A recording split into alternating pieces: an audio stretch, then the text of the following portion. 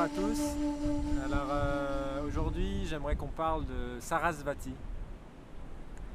Sarasvati qui est la femme de Brahma. Dans la trinité hindoue, on a Brahma, Vishnu et Mahesh ou Shiva, donc le dieu créateur, celui qui génère dans la vie, l'impulsion de vie. Brahma, on a le dieu qui organise, qui permet à toute la création d'être soutenue et maintenue dans le temps, qui est Vishnu. Et on a le dieu Shiva qui permet, Brahma permet à l'arbre de grandir, de la graine d'éclore. Vishnu va organiser la croissance de l'arbre, le développement des branches.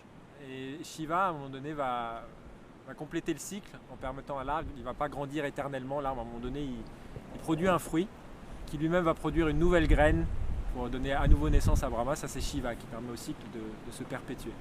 Donc aujourd'hui, on va voir la première impulse, l'impulse créateur, l'impulsion créative qui est liée à Sarasvati, qui est la déesse qui est priée en Inde, en hindouisme, mais aussi dans beaucoup d'autres cultures. On la retrouve au Japon, on la retrouve en Chine, on la retrouve sous différents noms en fait dans différents pays. Mais c'est du coup la déesse qui est liée aux arts créatifs, à la musique beaucoup, à la danse, au théâtre, vraiment tout ce qui va contribuer à la spontanéité, créativité. Et il y a une histoire qui reflète ça, c'est l'histoire de Sarasvati avec ce qu'on appelle les Gandharvas, qui sont des êtres. On dit que c'est les êtres en fait qui jaillissent en fait des plantes quand elles fleurissent en fait. Le parfum des plantes qui fleurissent donne naissance aux Gandharvas. Donc c'est des êtres très subtils, on pourrait presque dire des demi-dieux en fait, des esprits de la nature, on pourrait dire. C'est très connecté à l'air, au parfum, à la subtilité du parfum, de l'éclosion. Et en fait, l'histoire raconte que c'était les Gandharvas qui étaient responsables de la bonne tenue, de garder le nectar d'immortalité, le nectar des dieux qu'on appelle Soma. Donc, qui est un nectar,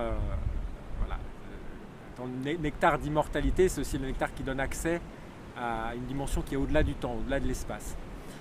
Et normalement, les Gandharvas étaient juste gardiens de ce Soma, mais ils n'en avaient pas la possibilité, le droit, ils n'étaient pas autorisés par les dieux à en boire. Ça, c'était réservé seulement à une certaine classe d'êtres. Mais ils avaient un esprit, les Gandharvas, un peu malicieux, un peu espiègle. Il y a quand même un esprit un peu enfantin. Et par esprit de jeu, et puis aussi pour titiller un peu les dieux, il y en a un, celui qui gardait à un moment donné la fiole. Il s'est dit, il n'y a personne autour de moi, je vais la shipper. Et il chippe la fiole, je ne me souviens plus du nom du Gandharva, et puis il va dans les nuages, parce que les Gandharvas avaient certaines demeures dans les nuages. Puis il va voir ses potes, parce que c'est plutôt des hommes. Les femmes, on en parlera dans une autre vidéo, ils ont des femmes qui sont les nymphes de l'eau, mais bon, c'est un autre sujet. Mais c'est plutôt des hommes, les Gandharvas, et ils étaient très fiers en fait d'avoir volé la fiole des dieux. Et ils discutaient, bon alors qui va essayer, parce que quand même boire du Soma c'est pas rien. Donc ils avaient entendu parler que c'était enivrant, que c'était quelque chose qui pouvait amener à la transe, une sorte de joie indicible, etc. Ils ont beaucoup discuté autour de ça, mais personne n'osait encore boire la fiole.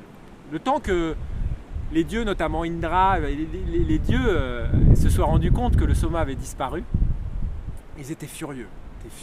Qui a volé le nectar des dieux? Voyant que le Gandharva, gardien de la fiole, avait disparu, ils se sont dit ça ne peut être que les Gandharvas. Donc en même temps furieux, ils se sont dit il faut qu'on aille récupérer ce truc-là, mais ils ne pouvaient pas manifester leur colère envers les Gandharvas parce que c'est leurs alliés dans le monde de la manifestation, dans le monde de la nature. Donc ils étaient un peu dans ce dilemme, les dieux, entre cette colère, en fait, cette nécessité essentielle de récupérer cette fiole. Et du coup, ils font appel à Sarasvati. Sarasvati, qui est côté diplomate, est-ce que tu pourrais pas gérer l'histoire avec les Gandharvas? Et Sarasvati, vous inquiétez pas, je gère cette histoire.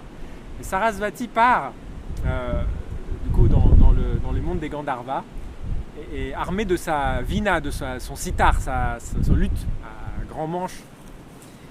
Et elle se pose dans le jardin, Et elle commence à jouer de la sitar. Alors, quand Sarasvati joue de la sitar, il y a tout qui crépite, hein, c'est le monde entier qui se met en exaltation. Hein, c'est la musique des sphères, les 7 cordes de la Vina de Sarasvati, c'est l'accès aux arcanes de la création en fait, à la dentelle, de la subtilité de chaque trame en fait, chaque fil doré qui constitue la création.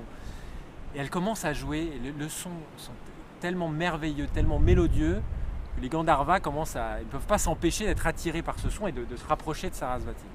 Et elle continue jusqu'à ce qu'ils commencent à rentrer complètement en transe. Les Gandharvas sont en extase par la musique de Sarasvati. Et là, d'un seul coup, Sarasvati s'arrête. Et les Gandharvas hurlent, mais non, tu ne peux pas t'arrêter comme ça, Continue à jouer. Et là, Sarasvati la regarde et dit, oui, avec grand plaisir, je continuerai à jouer, mais rendez d'abord la fiole, rendez d'abord le soma. Et là, les Gandharvas, à un but de ce plaisir des sens, du son de Sarasvati, rendent la fiole et disent, s'il te plaît, continue de jouer. Et à ce moment-là, il est dit que Sarasvati en fait, a transmis en fait, l'impulse en fait, du nad, la perception du nad, a infusé ça chez ces êtres qui ensuite ont... aujourd'hui en Inde, quand il y a un ragi, quelqu'un qui maîtrise vraiment le yoga du son, qui est devenu un maître dans le son, on l'appelle un Gandharva, parce que depuis ce jour-là, en fait, les Gandharvas n'ont plus du tout d'attrait pour le soma, mais ont trouvé via le son, via la musique céleste, en fait, l'accès à un état de conscience tellement fabuleux, tellement divin, que voilà, ils donnent en fait accès à cette conscience cosmique par le son. Donc aujourd'hui, je voudrais vous proposer en fait cette connexion avec cette énergie-là de l'émerveillement lié à la perception qu'on peut avoir de notre propre sonorité, et à travers ça, comment on peut en rentrer en relation avec soi-même, mais aussi avec tout ce qui nous entoure en fait. Parce qu'on est toujours dans un bain de fréquences, et à travers le son, on peut rentrer consciemment en relation avec les différentes fréquences. Exactement comme ça Sarasvati fait avec ses différents rags sur son luth. Une méditation qui permet de faire ça de manière assez simple, ça travaille avec le mantra racine, le mantra graine de Sarasvati, qui est le mantra Aim. Aim.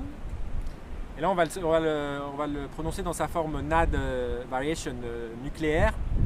Et du coup, on va utiliser avec le pouce de la main droite, hein, donc c'est vraiment notre identité. On veut s'accrocher en fait avec le petit doigt. Donc le petit doigt, c'est celui qui nous donne les messages subtils, hein, et qui est le doigt de la communication. Alors, on va accrocher le pouce de la main droite avec le petit doigt de la main gauche, et on va les mettre comme ça dans le cœur, parce que la subtilité, la perception du son se passe dans le cœur. Et on crée une pression, mais qui est pas, on ne force pas, hein, c'est juste une petite tension pour qu'on maintienne le lien comme ça avec cette sensibilité, cette intuition fine. Et en même temps qu'on fait ça, on peut fermer les yeux, pointer le regard entre les deux sourcils, au troisième œil. Et vous pouvez le faire de différentes manières, différents rythmes. Vous pouvez aussi trouver votre propre rythme, et ça peut changer aussi en fonction des jours. C'est important d'être vraiment à l'écoute de votre rythme du jour. Et on va prononcer ces 3 sons sur l'expire. On inspire profondément.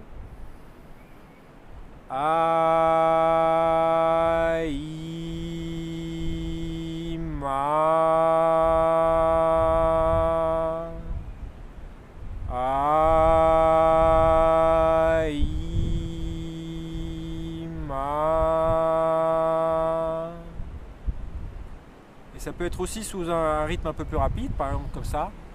Aima, Aima, Aima, Aima, Aima. Vous voyez, quand on le prononce de cette forme-là, ça nous ramène vraiment à l'origine, vraiment le nad comme origine des langages. Aima, c'est I am en fait en anglais, c'est je suis, je suis, je suis, je suis. C'est retrouver cette transe de juste. Quand je dis transe, hein, c'est pas dans un côté péjoratif, c'est d'être satisfait et contenté de sa propre présence et de n'avoir rien besoin d'autre pour simplement jouir en fait. Je jouis pas des objets de mes sens, je jouis simplement du fait d'être complètement présent à moi-même. Et le mantra Aim de Sarasvati, c'est ça, c'est quand cette présence et crépitante, elle peut se manifester à travers la danse, à travers le chant, à travers n'importe quelle expression créative, artistique. Et c'est l'invitation aujourd'hui. Satnam.